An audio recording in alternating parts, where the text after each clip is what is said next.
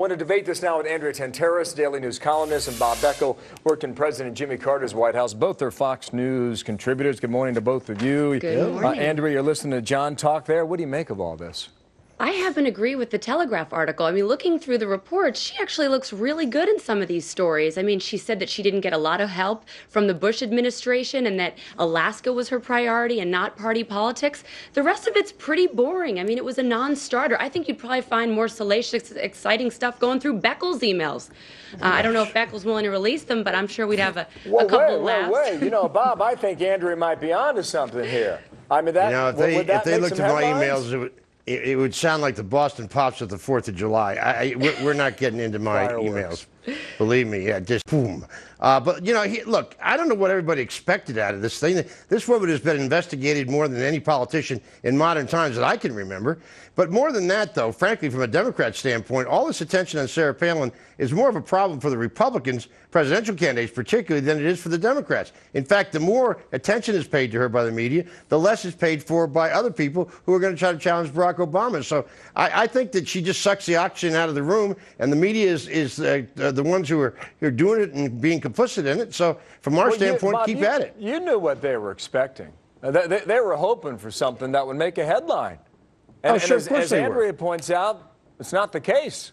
I mean, instead you paint a picture of a woman who's focused on her job. Go ahead. Yeah, the other thing, John Fudd said that, you know, she's thin-skinned around the press. I don't know of a politician that isn't thin-skinned about the press, frankly.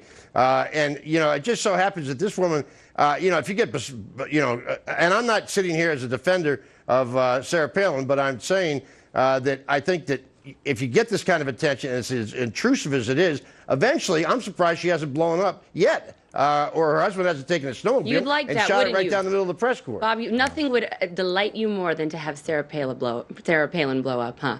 No, that's wrong. I think, look, to responding to you, I agree. I think most politicians are obsessive when it comes to coverage of them, particularly in their local media, so that was not a surprise. But I think the real loser here is the mainstream media. I mean, they look like a bunch of scavengers. I mean, these obsessive stalkers swarming around the email boxes when they were released. I mean, they were almost ripping them open with delight. It was really bizarre. Well, in that sense, Andrea, does it backfire? Does she come out ahead in the end?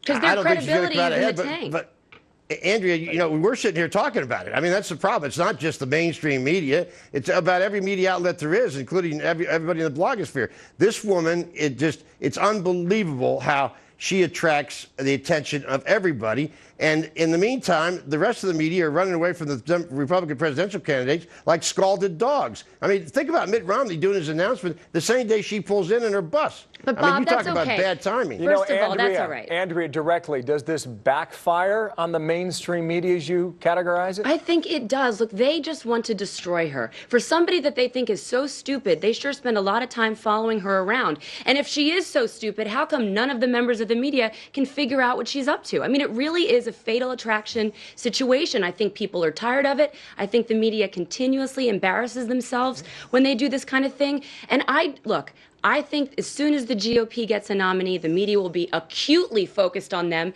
They'll pull similar stunts. I think it's okay right now that people are focused on other things besides the GOP nominees. We'll get our nominee, and they will be very focused. Who are they supposed to focus on? Harry Reid? I mean, get the last word quickly. I was going to say, who are they going to focus on? Harry Reid? I mean, you know, let's face it.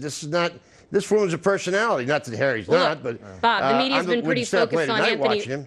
The media's been pretty focused on Anthony Weiner, so you guys have provided a nice distraction for us. Who's that? Who's that? I don't know the name. Thanks to both of you. Nice conclusion. Andrea, Bob, thanks to both of you, and our thanks to John Fund from the Wall Street.